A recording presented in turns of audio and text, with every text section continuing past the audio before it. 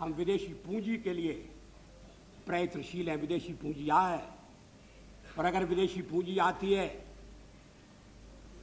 अच्छे ढंग की टेक्नोलॉजी के लिए, इंफ्रास्ट्रक्चर के लिए, आयात निर्यात को बढ़ाने के लिए, तो कोई आपत्ति नहीं करेगा। मुझे विश्वास है कि हमारे कम्युनिस्ट मित्र भी आपत्ति नहीं करेंगे। लेकिन क्या देश के भीतरी साधनों का अधिकतम उपयोग हो रहा है? क्या यह सच नहीं है कि भ्रष्टाचार एक राष्ट्रीय रोग बन गया है? मुझे याद है स्वर्गीय राजीव गांधी ने एक भाषण में कहा था कि मैं दिल्ली से 1 रुपया भेजता हूं, मगर जहां रुपया भेजता हूं वहां पहुंचते पहुंचते 19 पैसे रह जाते हैं। मैंने उनसे कहा कि ये चमत्कार कैसे होता है? वो हंसकर कहने लगे कि जब रुपया चलता है तो घिसता है। रुपया घिसता है, हाथ में लगता है, जेब में जाता है, छोटा हो रहा है, रुपए को पहचानना मुश्किल है। रुपया अंतर्ध्यान हो सकता है। ये देश के सिक्के की स्थिति अच्छी नहीं है। एक तो सरकारी खर्चा बढ़ गया, बढ़ता जा रहा है, उसको बिना कम किए, और कम करने के लिए आम सहमति चाहिए,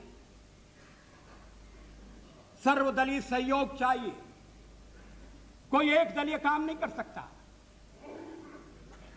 हाँ, हमारे पुराने प्रधानमंत्री नरसिंह राव जी अगर अपने को स्थिर करने के बाद इस दिशा में थोड़ा प्रयत्न करते तो सफल होते, लेकिन वो कुछ ऐसे कामों में उलझे रहे कि ये समस्याएं ध्यान नहीं खींच सकी। हमारा विदेशी व्यापार कितना घट गया है। शताब्दी के प्रारंभ में 10% था, फिर बाद में 2.5% रह गया, और अब 0.5%। ये वस्तुस्थिति है, ये आलोचना के लिए नहीं कही जा रही। दुनिया वाले हमें अलग अलग पार्टियों के रूप में नहीं देखते, हमारे पड़ोसी हमें भेद नहीं करते। हम कभी विफल होते हैं, दुनिया हंसती है, हमारे पड़ोसी हम पर छींटाकशी करते हैं। थोड़ा बहुत हम लड़े, इसमें कोई आपत्ति नहीं है, लड़ना चाहिए। मुंडे मुंडे मतिर भरना, अपनी बात निर्भीकता से कहना चाहिए। लेकिन कुछ मूल्य ऐसे हैं, जीवन मूल्य ऐसे हैं, जिनके साथ समझौता नहीं हो सकता, और उसमें है राजनेताओं की ईमानदारी का सवाल।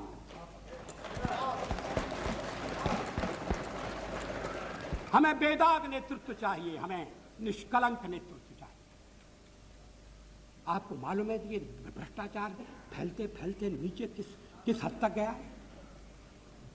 हमारे बिहार प्रदेश में जानवरों का चारा खा लिया गया।